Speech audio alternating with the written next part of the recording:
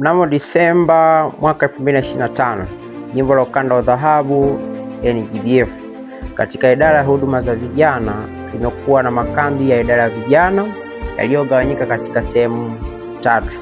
Sehemu ya kwanza kulikuwa na kanda ya Geita, kanda ya Pineapple, Lakeside na kanda ya Sengerema, lililofanyika tarehe 14 hadi tarehe 20 mwaka 2025 mwezi wa 12.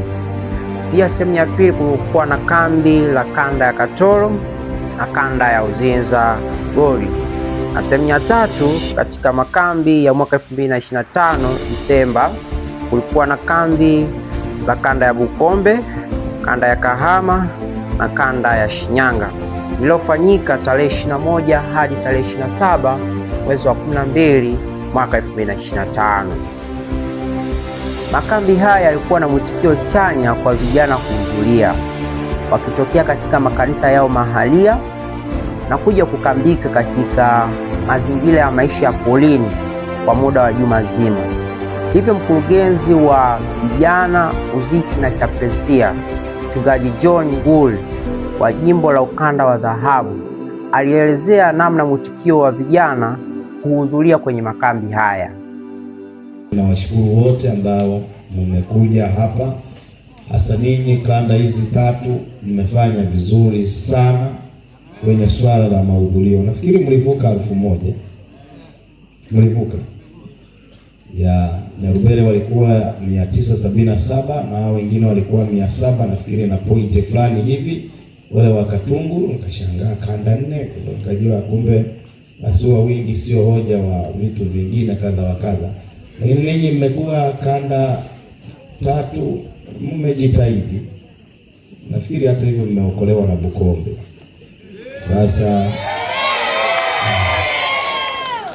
Bukombe na ninyi hamna dogo.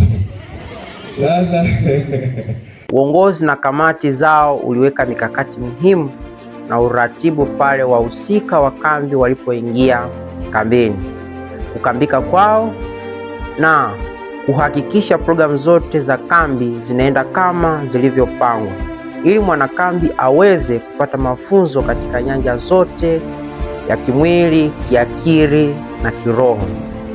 Kadri muda ulivyokuwa ukiendelea, ndivyo vijana walivyozidi kukamilisha na kuhitimisha madarasa yao, nishani, tuzo na kozi mbalimbali walizoanza kujifunza walipokuwa katika makanisa yao.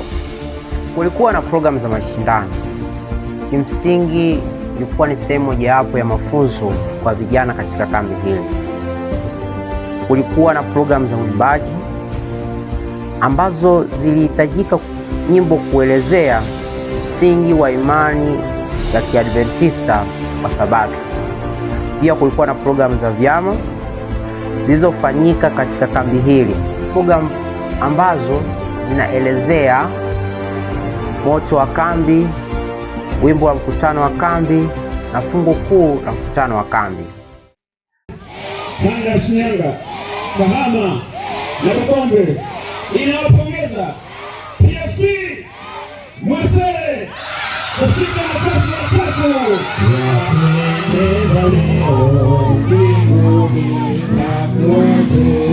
Niseme program bora.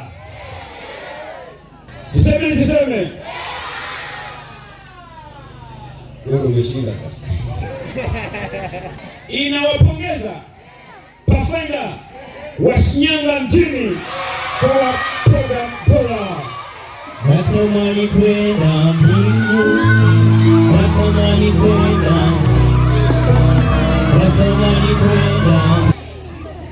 adventure. Walipatikana tu adventure moja ndio waliofanya program.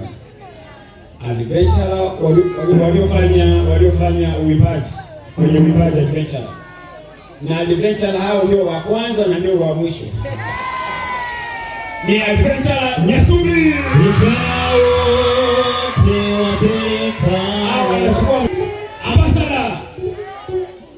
ambassador waliofanya vizuri kwenye program, walikuwa peke yao kwenye program, hakuna wengine.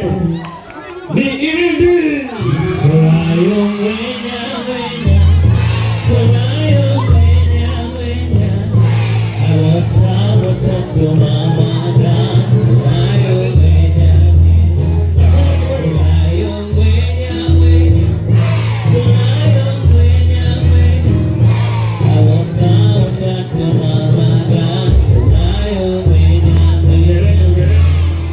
Uhitimishaji wa mafunzo katika kambi hili ulizingatia taratibu zilizowekwa za wanakambi, wanachama kuzifikia katika mafunzo yao, ambayo kimsingi walikuwa wakifundishwa na walifundishwa pia makanisani ili waweze kuhitimu katika makambi hili la mafunzo.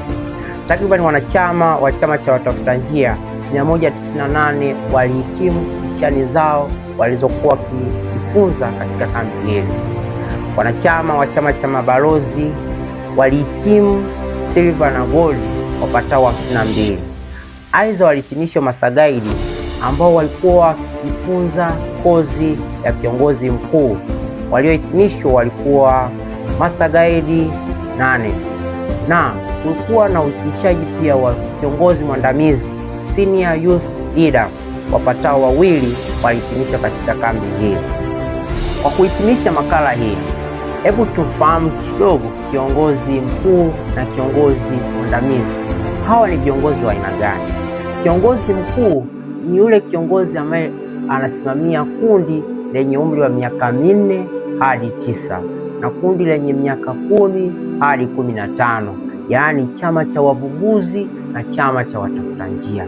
Kiongozi mwandamizi ni yule ambaye anasimamia kundi lenye miaka 16 hadi 21 na kundi ambalo lenye umri wa miaka 22 hadi 35. Huyu ndiye kiongozi mwandamizi ambaye anasimamia kundi hili, yaani chama cha mabalozi na chama cha vijana wakubwa. Hivi ndivyo kambi lilikuwa. Wachungaji walihubiri, wachungaji walielekeza, wachungaji walionya, wachungaji walisisitiza juu ya vijana kufanya utume katika maeneo wanapotokea. Kila mmoja kijana alipopata ujumbe huu alikuwa na mwamko wa kufanya utume katika maeneo anayoishi. Hivyo basi, kambi hili ilikuwa ni kambi nzuri sana ambalo kila mmoja aliyehudhuria aliweza kushiriki kwa namna yote katika mafunzo yaliyokusudiwa katika kambi hili. Hivyo basi, kwa kuhitimisha makala hii, na kushukuru unaendelea kufuatilia channel hii. Endelea kuwa rafiki ambaye unatufuatilia kwa kusubscribe, like na kucomment. Karibu sana.